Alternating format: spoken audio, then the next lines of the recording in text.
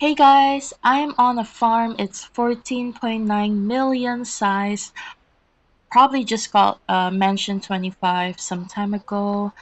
And so I'm still working on some of the building upgrades. So all of my farms in general, I would get the building to mansion 25. The reason why is because if you're doing a UB mansion just to kill the UB and move on with your life, you just need a mansion 17 because that's the level where you can kill the UB. But for me, I upgrade all of my farms as much as I can and I get them to at least mansion 25 because I like to organize my mansion on the map. And when it's not 25, and if you don't log in, once you hit or attack the mansion, or anyone rogue player comes over and attacks your mansion, it's gonna random port to somewhere else. And I really, really dislike it when I have to log in and then, manually move it back to my hive, and it just makes everything messy. So I get all of my farms as much as possible up to a mansion 25. And from there, I work on building the Diamond Labs. So the Diamond Labs, I start with everyone going on 24 first. And then when I start to have, more upgrades, more materials and such, then I go ahead and upgrade to level 25s. So you can see most of this go to, well, most of them are 23, 24 at the moment. So I'm still in the process of it. And I usually pick out one specific resource to do on one farm. So if you're not going to upgrade your farm, with the family currencies and all of that, you're just going to use it purely plain old simple production farm, then all of this extra um, resource buildings, you can also demolish them eventually once you get everything to 25. You can demolish them and just change them to, for example, like this, I'm doing on smelters. So you can just demolish the bank and whatnot, to make it smelter. And if you decide to, let's say you decide to throw money into one farm, which I never do right now. I used to do that in the past. I don't do that anymore. If you do decide to upgrade it for some reason, then just demolish the smelters and, just put back the bank warehouse and the ammo shop. So one of my favorite things that I like to produce is actually metal smelter. So the reason why is because you produce about the same amount as any other resources, but the biggest thing is when you're robbing metal, it's so much harder to rob. I don't know why, but if you look around, every time you're going robbing, it's so easy to find the warehouse and the ammo tiles. Sorry, cargo and ammo tiles for robbing. And the tile size is a lot larger as well. So like a level 5, for example, is 3.3 million versus, 2.475 for a smelter. So I usually produce more of my farms will produce metal, and I'll have less producing ammo and cargo. Having said that, my main account is always just robbing ammo and cargo because most of my farms produce the metal. So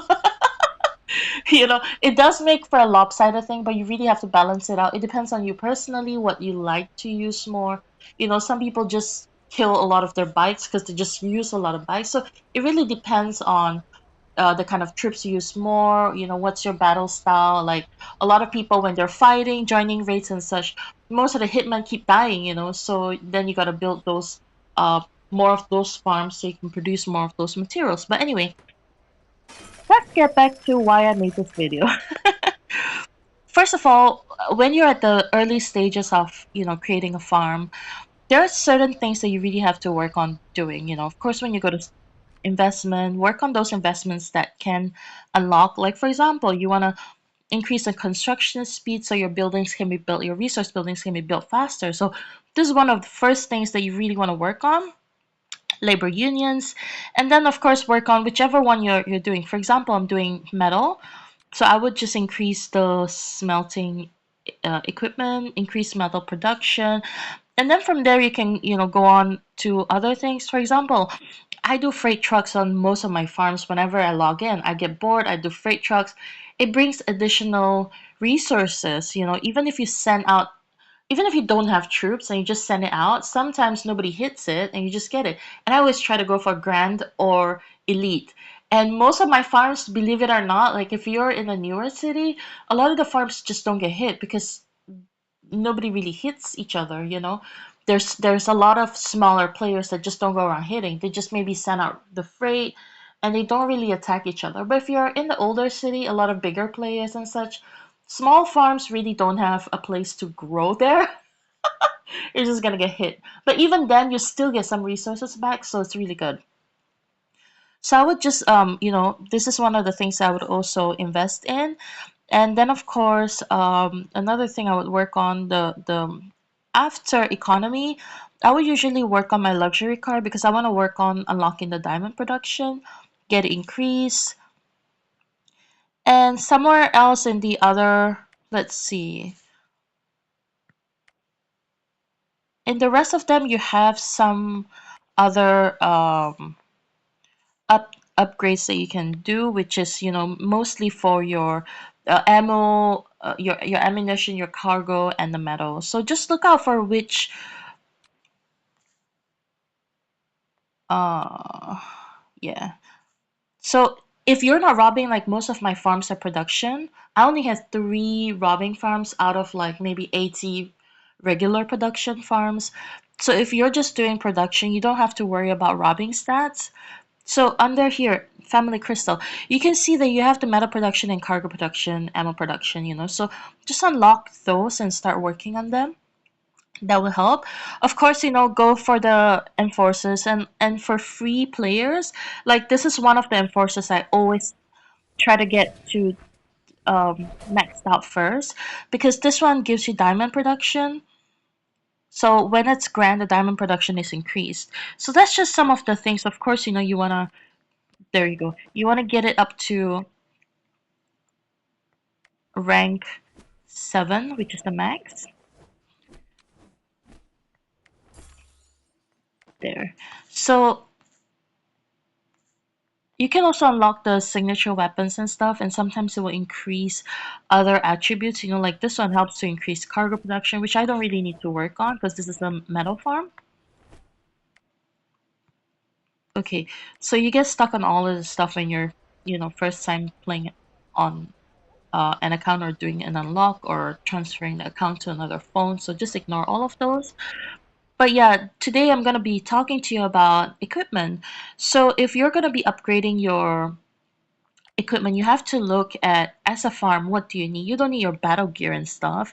I don't even work on the battle gear on my farm accounts.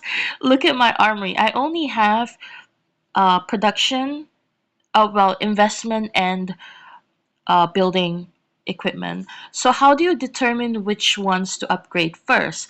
If it's a production farm, obviously the most important thing is you go under set, and let's say you're upgrading your architect set, right?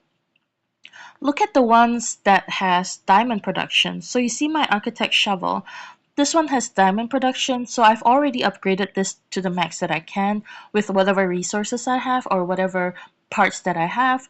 And the same thing with the architect shirt. So this diamond production has also been upgraded to the max that I can. So I look out for equipment that can help me boost my production for resources because it is a farm. And if I'm going to be upgrading construction speed, I also want to focus on the production. So then once that is done and you still have extra parts to upgrade, I would not upgrade the robbery speed and crueler capacity because I'm not going to be robbing on this farm. This has no troop farm. What I'll be looking for is looking out for which one will increase the construction speed the most. For example, if I upgrade this one, it's only going to increase 1%.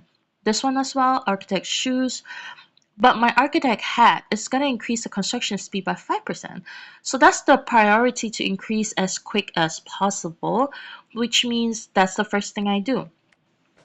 So this one I upgrade first.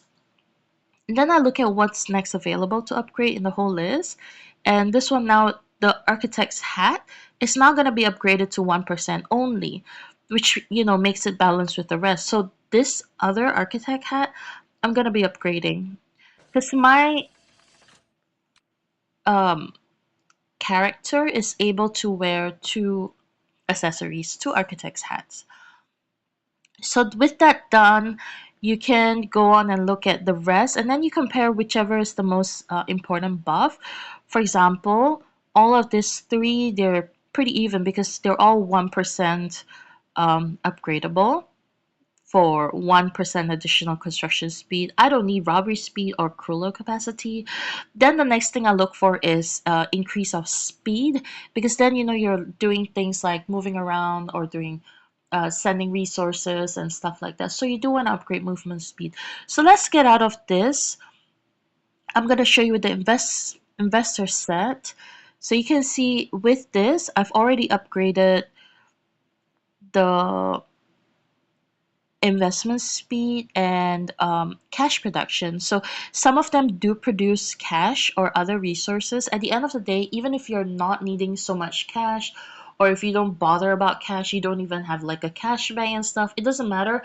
Just increase the production of the cash anyway, because your account, as it's growing, is gonna be using a lot of resources. So whether it's for cash or any other things, as long as you have it in your mansion, you're gonna need it all the way until you're happy. You've got like all your diamond, buildings all at max 25, your resource buildings all at max 25, and you're like, okay, I'm not going to touch it anymore, I'm just going to produce and move on with my life, then yeah, you can stop all the increasing all the cash production and stuff, because the last thing you want is to be upgrading your mansion and then running out of basic resources. Then you got to log into another account, send out to your mansion, and blah blah blah. So yes, I've been upgrading whichever one. So like look at this.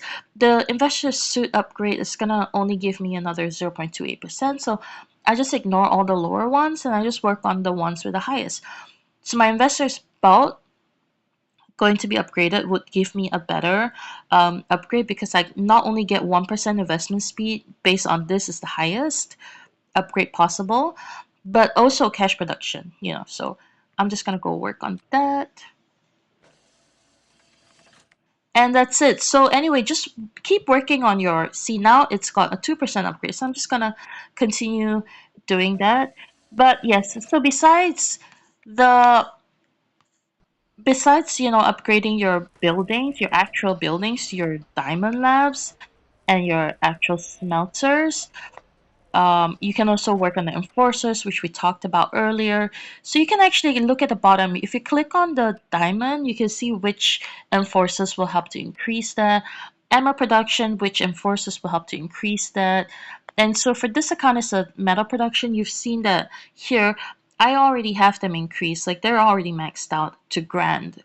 Okay, so besides the enforcers, of course, you can go to babes and work on that. I really, really don't like to do babes personally because I don't have time for it. If I were to do every single account and I play the babe games and I upgrade the babe, the upgrade on that is so slow. It takes up so much of my time. Like imagine if you're playing 80 accounts, plus minus. If you're playing 80 different accounts, farms that you log in and send out and stuff, and you're not one of those people who use bots and stuff, and I currently don't use a bot. So if I'm going to be doing all of that manually, I want to do something that's quick. So upgrading the enforcers can be quick, just sending out the resource can be quick. I go in, I log in, I quickly click and upgrade on one of the resource buildings. Those give you more instant results versus a long lasting, um like you really have to work on that and waste a lot of time on it. But if you have only like 5 farms or less or 10 farms or less, then yeah, please work on all of that, everything. Of course, if you spend money, you can buy equipment and all those other things to make everything much better. But I'm just saying, as a free to play player, which most of my farms right now, they're free to play, work on those. So I always do my freight personal truck like I mentioned earlier, because even if they're hit, you can see you still get some of the leftover free resources. And another thing, I always do smuggling on my farm, because whenever you smuggle, you can actually get all the uh, level ups on your account, and then you can end up holding kind of, well, this one doesn't have much. But but in my defense, I do have farms that have billions of resources inside. This is just a newer farm, so it doesn't have much.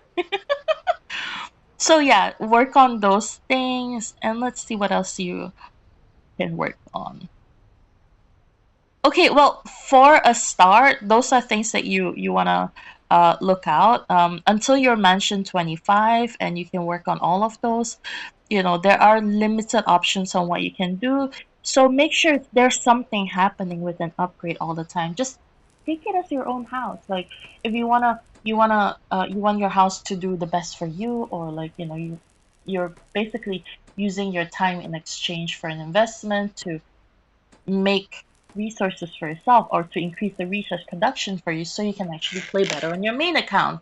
And if you're one of those people that I don't buy resources, despite what everyone thinks, people think that I may take a shortcut just because like I want to play and fight. I know a lot of people buy resources, and that's your choice. Like, I don't buy resources because I have sufficient farms. I can currently produce about a couple of billion resources a day. So I've been in another city and I've dumped not many farms, maybe 20, 30 farms there just to start production. And I'm there about just over 3 weeks now, and I have oh as of yesterday night was 36 billion in my farms. So I just keep them in a shielded mansion, and then I have extra cash, which, it's just a couple of billion that gets produced. I always donate my cash in there because my big account, like I don't have a cash problem because you have so many farms. You will never have a cash problem if you have so many farms. Plus, if you know how to look after your main account, always like get cash before you do big, kill swaps and like healing and all this kind of stuff. If you know how to look after your main account, you will never really have a cash problem. But that's, for everyone else that do have a cash problem, um, and you need to build a lot of cash farms, you can also build banks instead of smelters. So that's it. And banks, they're really, really good. So I do have one of that account that does that for me, just as a bonus to make extra cash. But in general, if you hit a lot of debtors around your city, you're also going to be getting a lot of cash. And once you have a building like this built up, your resource production. Another thing I like to do, if you see the troops, I usually have my UB sent out somewhere in the city, like in a random spot, so that it's one of those like in the middle of the map where nobody really will see it or come across it, just so that mansion can produce maximum resources.